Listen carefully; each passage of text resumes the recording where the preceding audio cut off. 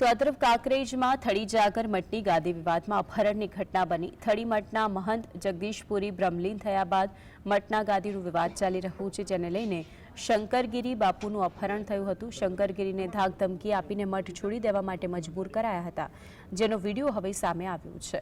અપહરણકારોએ જાગીર મઠમાં લાગેલા સીસીટીવી પર તોડી નાખ્યા। પોલીસે જાણ થતાં આખરે પોલીસે શંકરગીરીને અપહરણકારોની ચુંગલમાંથી મુક્ત કરાવ્યા। આ મામલો બે જૂથ વચ્ચેનો બની ગયો છે। શંકરપુરી બાપુનું અપહરણ કર્યા બાદ બીજા જૂથે અંકિતપુરી બાપુને ગાદી બેસાડી ચાદર વિધિ પણ કરી નાખી।